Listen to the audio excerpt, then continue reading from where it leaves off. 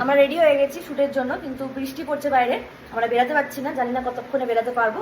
আমাদের যে ফটোগ্রাফাররা তারাও এখনো আসলে ট্রেনে পৌঁছাতে আছে। পারেনি। হ্যাঁ। আর এটা বল যে আমরা এত তাড়াতাড়ি রেডি হয়ে গেছি, ফটোগ্রাফার এসে পৌঁছায়নি। রিজনটা খুব মানে আমাদের ভালো লাগে ফটো তুলতে, এই জন্য আমরা তাড়াতাড়ি 7 সকালে উঠে রেডি হয়ে গেছি। এই যে ভালো কাজে যাবো, তার আগে একটা বিঘ্ন। আমিই বললাম আমাকে এই জুতোটা পর, কিন্তু পড়তে গিয়ে জাস্ট বাসে উঠবো তার আগে সোলটা খুলে পড়ে যাবে। ওই যে সোলটা পড়ে আছে ওখানে। এখন এখানে বসি, দাদাকে বলা হয়েছে জুতো আনার কথা, 10 মিনিট হয়ে গেছে এখনো পর্যন্ত ওর কোনো পাত্তা নেই। আস্তে আস্তে আস্তে আর ওরা চান করবে, পুকুর মে জায়গা।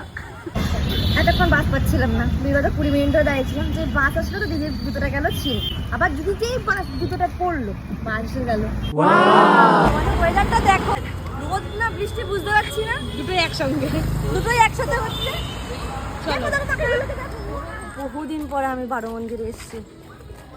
আর আমি 1 বছর না, 1 বছর না, হ্যাঁ বেশি হবে, বেশি। লাস্ট কবে এসে আমার মাথাতেও নেই। চল এখন দিদির ফটো শুট চলছে। একটু আলোটার দিকে তাকাও না। বিশাল গরম, এই কখনো বৃষ্টি হচ্ছে কখনো রোদ উঠছে, মানে একটা ভ্যাপসা গরম তৈরি হচ্ছে এখানে। আমি ফার্স্ট ফটোশ্যুটও লাইফে মনে হচ্ছে এখানে এসেই করেছিলাম, খুব ভালো জায়গাটা। অনেকক্ষণ ধরে মশার কামড় খেয়েছি, এবার আমার ফটোশ্যুটের পালা। ফটোশ্যুটের জন্য কি না করতে হয়। পাশে দেখলাম একটা কাঠগোলাপের গাছ, সেই গাছ থেকে একটা ফুল পাড়ার জন্য আমাকে মনে হচ্ছিল গাছেই উঠতে হবে। যাক, হাতের নাগালে একটা ফুল পেয়েছি। তো আমি কটা ফটো তুলছি, ভিডিও করছি। अरे कहना क्या चाहते हो? আমাদের এখানেই ভিডিওগ্রাফি ফটোগ্রাফি খতম। এখন আমরা নিজেরা একটু ফটোশুট করছি টুকটাক, কারণ রবিবারে ছাড়া তো আমাদের আর বেরোনো হয় না, আর রবিবার থাকলেও আমাদের বেরোনো হয় না।